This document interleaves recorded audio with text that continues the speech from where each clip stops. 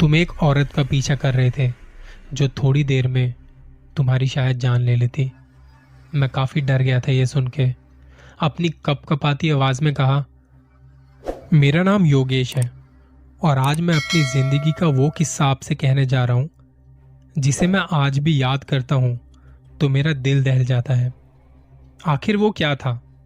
इस कहानी की शुरुआत होती है आज से करीब 2 साल पहले, जब मैं लखनऊ गया था अपने कुछ काम के लिए। वहां पर 2 दिनों के लिए गया था। मैं अपने घर में सामान पैक कर ही रहा था, तभी मेरी बीवी सुमन मेरे पास आई और बोली, क्या आपको वहां जाना जरूरी है? मैंने कहा, कुछ काम आ गया है, मुझे जाना वहां बेहद जरूरी है। वैसे तो लखनऊ घूमने की जगह है, मैं तुम्हें भी साथ ले जाता, पर वहां पे सिर्फ 2 दिनों के लिए जा रहा हूं। और हाँ, लखनऊ जाने का प्लान कभी दूसरी बार बनाएंगे जब हम दोनों वहां पर जाएंगे। ये कहकर मैंने सुमन को मनाया, क्योंकि वो रूठ चुकी थी कि मुझे भी साथ चलना है। फिर मैं उसे मनाकर वहां से विदा हुआ। वहां से मैंने फ्लाइट पकड़ी और लखनऊ पहुंच गया।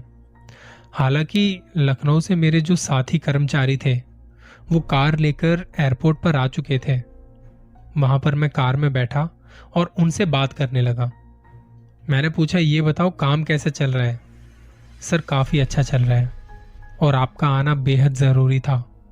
हमें काफी खुशी हुई आपके यहाँ आ जाने से और लगभग अब काम हमारा आधा हो जाएगा, हमें पूरा विश्वास है। मैंने कहा, इसके लिए तो मैं आया हूँ। फिर हम दोनों बात करते करते होटल पहुंचे। वहां पर मैंने ब्रेकफास्ट किया और एक मीटिंग की जहां पर सारे साथी कर्मचारी आए थे। कुछ समस्याओं का समाधान किया और उसके बाद वापस से होटल आने के लिए मैं समय पूछ रहा था। बताओ, कुछ प्लान है? मैंने तो सारी बातें तुम लोगों को बता दी जिससे तुम लोगों को परेशानी ना हो, और मुझे लगता है अब मुझे आने की जरूरत नहीं पड़ेगी। उसने कहा, जी सर, सारी बातें और टीम का मनमुटाव अब कम हो जाएगा। मैं तो कहूंगा कि आप आते रहा कीजिए। मैंने कहा, ये तो बहुत अच्छी बात है, और बातें करते करते हम होटल पहुंच गए। मैंने उससे पूछा, तुम अभी फ्री हो?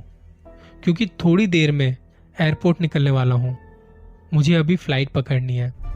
तो उसने कहा, सर मुझे कुछ काम है, आप ऐसा करिए, आप कार लेकर चले जाइए, वहां पार्किंग में लगा दीजिएगा, मैं खुद आकर उसे ले जाऊंगा। मैंने कहा, ठीक है। फिर वो चला गया। मैंने हल्का खाना खाया होटल में और कार लेकर रवाना हो गया। मैं अभी थोड़ी दूर गया ही था कि रास्ते में कुछ जाम नजर आया। मैंने पूछताछ की तो पता चला कि रोड पर कुछ काम चल रहा है। फिर मैंने उसे बताया, देखो मुझे एयरपोर्ट जाना है, काफी अर्जेंट है, अभी तो मैं कैसे जाऊं? उन्होंने कहा, सर एक यहाँ से ना कच्चा रास्ता गुजरता है, वो वापस से आपको इसी सड़क पे मिला देगा। मैंने कहा, जी धन्यवाद। और फिर मैंने वो रास्ता पकड़ लिया। हालांकि वो रास्ता काफी ऊबड़ खाबड़ था, लेकिन मुझे अर्जेंट एयरपोर्ट तक जाना था, इसलिए मैं उस सड़क पर चल पड़ा। सड़क काफी सुनसान थी, दोनों तरफ जंगल थे। अभी कुछ दूरी का ही सफर तय किया होगा कि मुझे रास्ते में एक औरत दिखाई पड़ी जिसने मुझे हाथ देकर इशारा किया। मैंने सोचा हो सकता है इसे किसी मदद की जरूरत हो, लेकिन मुझे काफी अर्जेंट एयरपोर्ट पहुंचना था। यह भी हो सकता है कि किसी मुसीबत में हो, और ये रास्ता काफी सुनसान भी था। तो मैंने अपनी कार रोक दी। वो औरत एक कार के पास खड़ी थी और उसने मुझसे पूछा कि आप मेरी मदद कर सकते हैं? देखिए, मैं काफी मुसीबत में फंस चुकी हूँ, मेरी कार खराब हो चुकी है और आगे कुछ दूरी पर मेरा घर है, वहां पर मुझे जाना है, प्लीज मेरी मदद कर दीजिए। मैंने कहा, ठीक है, कोई बात नहीं। आप अकेली हैं? तो उसने कहा, हाँ, मैं खुद कार ड्राइव कर रही थी। मुझे पता नहीं था कि गाड़ी के पिछले दोनों टायर पंचर हैं। घर पर फोन तो कर दिया है, वो आते ही होंगे लेने के लिए और गाड़ी को ले जाएंगे। तब तक आप प्लीज मुझे मेरे घर तक छोड़ दीजिए, मुझे यहाँ सुनसान जंगल में काफी डर लग रहा है। मैंने कहा, ठीक है, आप बेफिक्र रहिए, मेरी गाड़ी में बैठ जाइए। और वो मेरे साथ गाड़ी में बैठ गई।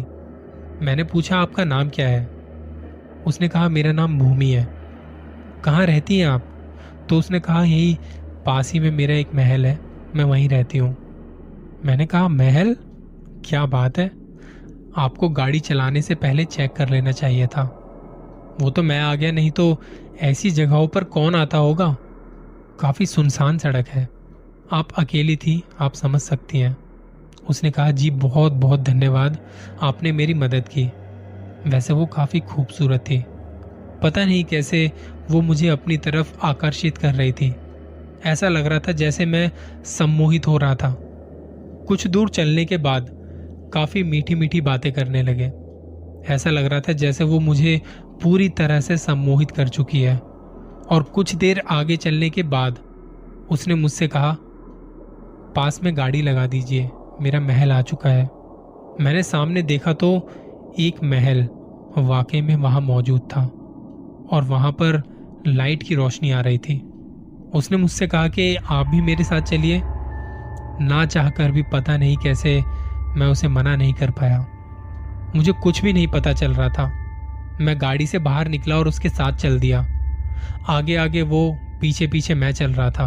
मैं बस चला जा रहा था और तभी तभी किसी ने मुझे टोका और ऐसा लगा जैसे किसी ने बड़ी गहरी नींद से मुझे जगा दिया हो। मैं एकदम से चौंक गया। देखा तो सामने कुछ नहीं था, बस एक बाबा जी थे जिन्होंने मुझे गहरी नींद से जगा दिया था। मैंने पूछा, मैं यहाँ कैसे आ गया? तो बाबा जी बोले, तुम एक औरत का पीछा कर रहे थे जो थोड़ी देर में तुम्हारी शायद जान ले लेती। मैं काफी डर गया था ये सुन के। अपनी कपकपाती आवाज में कहा, मैं तो बस उनकी मदद कर रहा था। वो मुझे बोली उसकी गाड़ी खराब हो चुकी है और यहाँ कोई महल है जहाँ उसने मुझे पहुँचाने के लिए बोला था, पर मैं यहाँ कैसे आ गया और वो कहाँ है?